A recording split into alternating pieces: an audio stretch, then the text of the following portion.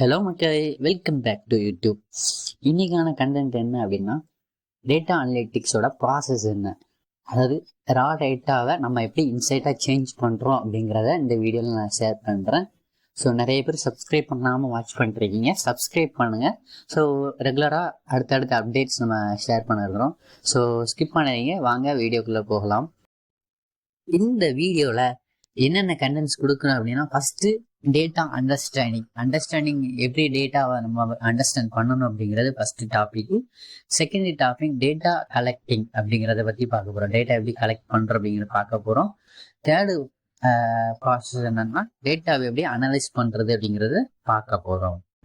So first topic understanding the data அப்படிங்கிறது என்ன அப்படின்னா, டேட்டா எந்த ஃபீல்டில் இருக்குது அப்படிங்கிறத வந்து நம்ம ஃபஸ்ட்டு புரிஞ்சுக்கிறது தான். அதாவது பார்த்தீங்கன்னா 3 விதமான டைப்ஸ் இருக்குது. First structured, second unstructured, third semi structured. இது மாதிரி 3 டாபிக்ஸ் இருக்குது. ஃபஸ்ட்டு ஸ்ட்ரக்சர்டு அப்படிங்கிறது என்னென்னா, இப்போ ஒரு அரிசி இருக்குது இல்லையா?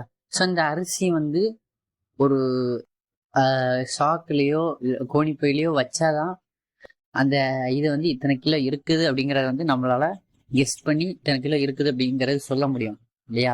சும்மா வந்து தரையை சும்மா கொட்டி வச்சிருந்தா நம்மளால வந்து அதை ஐடென்டிஃபை பண்ண முடியாது.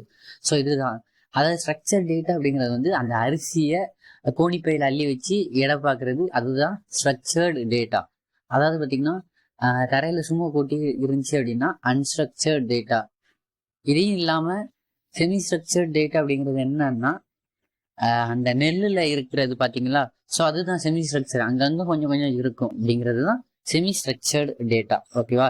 ஸோ இதில் வந்து ஸ்ட்ரக்சர்ட் டேட்டா பார்த்தீங்கன்னா எக்ஸல் ஷீட்லேயோ இல்லை எஸ்கியூஎல் டேட்டா பேஸ்லேயோ நமக்கு வந்து சேவ் ஆகிட்டு ரெகுலராக ஒரு ஸ்ட்ரக்சர் அண்டரில் வந்துட்டு இருக்கிறது தான். ஸோ ஒரு ஃபார்மட் அண்டரில் வந்துட்டு இருக்கிறது தான் ஸ்ட்ரக்சர்ட் டேட்டான்னு சொல்லுவாங்க. ஸோ செகண்ட் அன்ஸ்ட்ரக்சர்ட் டேட்டா அப்படிங்கிறது பார்த்தீங்க அப்படின்னா, ஒரு வீடியோ ஃபைலோ இல்லை இமேஜ் ஃபைலோ இல்லை டெக்ஸ்ட் ஃபைலோ அப்ளிகபிளாக இருக்கிறது தான்.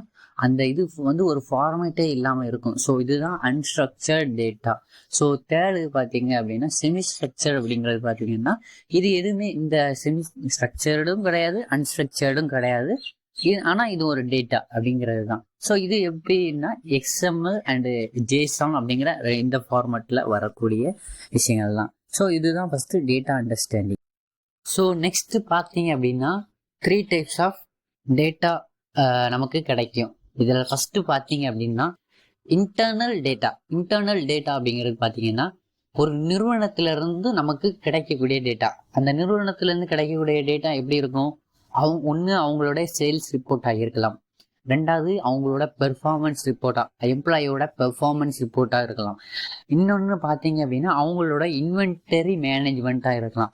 ஸோ இதை மாதிரி விஷயங்கள்லாம் நமக்கு டேட்டாஸாக கொடுக்குறது வந்து கம்பெனிக்குள்ளே உள்ள டேட்டாவை எடுத்து நமக்கு கொடுக்குறது தான் internal data. So second type பார்த்தீங்கன்னா எக்ஸ்டர்னல் டேட்டா அப்படிங்கிறது பார்த்தீங்க அப்படின்னா, இப்போ உள்ள மார்க்கெட் ட்ரெண்ட் என்ன, மார்க்கெட்டில் அனலைஸ் பண்ணும்போது அந்த உள்ள ட்ரெண்ட் என்ன அப்படிங்கிற டேட்டாவும், சோசியல் மீடியாவில் இப்போ என்ன ட்ரெண்டில் இருக்குது அப்படிங்கிறத டேட்டாவை நம்ம வந்து கேதர் பண்ணி எடுக்கிறது அப்படிதான் எக்ஸ்டர்னல் டேட்டா. ஓகேவா? ஸோ இதில் தேர்டு பார்த்தீங்க அப்படின்னா நமக்கு வந்து ரியல் டைம் டேட்டான்னு சொல்லுவாங்க. ரியல் டைம் டேட்டானா என்ன அப்படின்னா, இப்போ ஸ்டாக் ப்ரைஸ் என்ன லைவாக போயிட்டு இருக்கு அப்படிங்கிறத பார்க்கலாம்.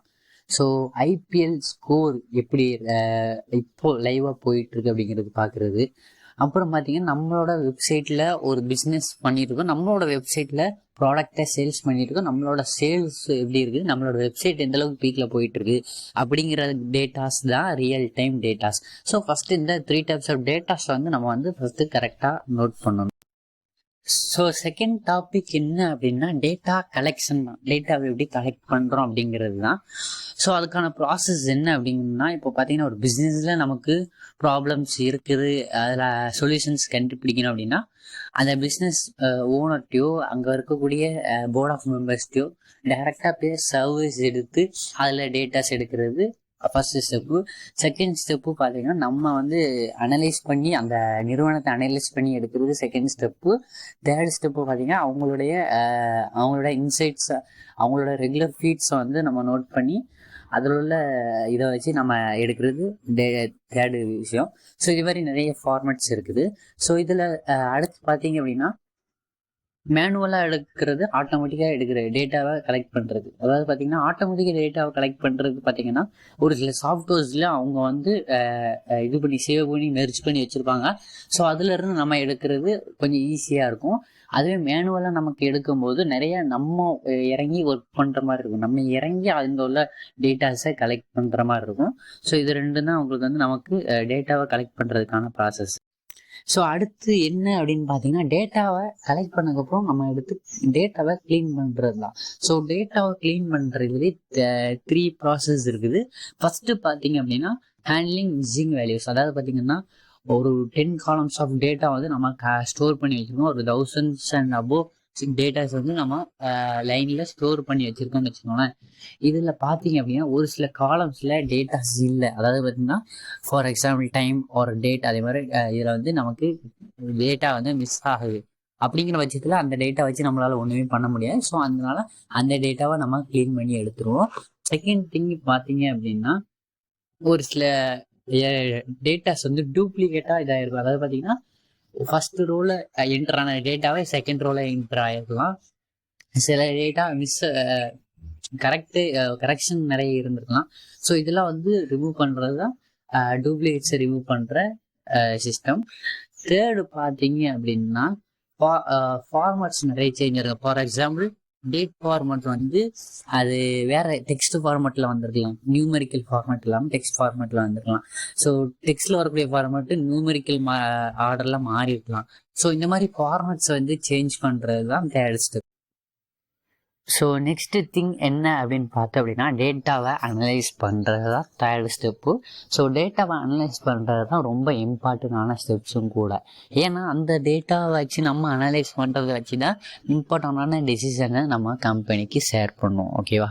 ஸோ இதில் பார்த்தீங்க அப்படின்னா ஃபஸ்ட்டு ஸ்டெப் வந்து டிஸ்கிரிப்டிவ் அனலிட்டிக்ஸ்ன்னு சொல்கிறாங்க. ஸோ இதில் வந்து 4 ஸ்டெப்பு இருக்குது. ஸோ டிஸ்கிரிப்டிவ் அனலிசிஸ் அப்படிங்கிறது என்ன நடந்துச்சு அப்படிங்கிறத பார்க்குறதுக்காக தான் டிஸ்கிரிப்டிவ் அனலிட்டிக்ஸ்ன்னு சொல்கிறாங்க. ஸோ இந்த டிஸ்கிரிப்டிவ் அனலிட்டிக்ஸில் வந்து என்ன நடந்துச்சு அப்படிங்கிறத பார்க்குறதுக்காக ஆவரேஜாக எவ்வளோ தூரம் எவ்வளோ டேட்டாஸ் இருக்குது அப்படிங்கிறது பார்க்குறது. செகண்டு மீடியன், அதாவது இந்த பாதி டேட்டா எப்படி டேட்டாஸ் இருக்குது, அப்புறம் இந்த டேட்டாஸோட வேரியன்ஸ் என்ன அப்படிங்கிறத ஃபஸ்ட்டு பார்ப்பாங்க. செகண்ட் திங் பார்த்தீங்க அப்படின்னா சேட்ஸ் அண்டு பார் கிராஃப்ஸை வச்சு நம்ம வந்து டேட்டாஸோட டிஸ்ட்ரிபியூஷன் எப்படி இருக்குது, அதோட ட்ரெண்ட் எப்படி இருக்குங்கிறத செகண்ட் திங்காக அனலைஸ் பண்ணுவாங்க. அடுத்து பார்த்தீங்க அப்படின்னா ப்ரெடிக்டிவ் அனலிட்டிக்ஸ். ப்ரெடிக்டிவ் அனலிட்டிக்ஸ் அப்படிங்கிறது பார்த்தீங்கன்னா ஃப்யூச்சரில் என்ன நடக்க போகுது அப்படிங்கிறத வந்து அனலைஸ் பண்ணுறது தான், ப்ரெடிக்ட் பண்ணுறது தான். ஸோ ஃப்யூச்சரில் என்ன நடக்கும்போது அப்படிங்கிறத ஃபஸ்ட்டு எப்படி பார்ப்பாங்க அப்படின்னா மிஷின் லேர்னிங்கில் கனெக்ட் பண்ணி பார்ப்பாங்க. மிஷின் லேர்னிங்கில் கனெக்ட் பண்ணும்போது ஒரு சில சார்ட்ஸ் வரும். ஸோ அதில் பார்க்கும்போது நமக்கு இன்னும் கொஞ்சம் டீட்டெயிலாக இருக்கும். அதுக்கப்புறம் பார்த்தீங்க அப்படின்னா அந்த டேட்டாஸை வச்சு அவங்க மாடல்ஸை க்ரியேட் பண்ணாங்க. ஸோ இந்த ஃபார்மேட்டில் மாடல்ஸை க்ரியேட் பண்ணும்போது ஃப்யூச்சரில் இப்படி தான் இருக்கும் அப்படிங்கிற ஒரு டிசைன், நமக்கு ஒரு ஐடியா நமக்கு கிடைக்கும். ஸோ இந்த ஐடியா வச்சு தான் கம்பெனிக்கு ஒரு நல்ல டெசிஷனை ஷேர் பண்ணாங்க. ஸோ ஃபைனலி எண்டிங் செக்ஷனுக்கு நம்ம வந்துட்டோம். ஸோ இந்த செக்ஷன் உங்களுக்கு ரொம்பவே பிடிக்கும் நம்புகிறேன். நிறைய டீட்டெயில்ஸை பற்றி நீங்கள் தெரிஞ்சிருப்பீங்கன்னு நம்புகிறேன்.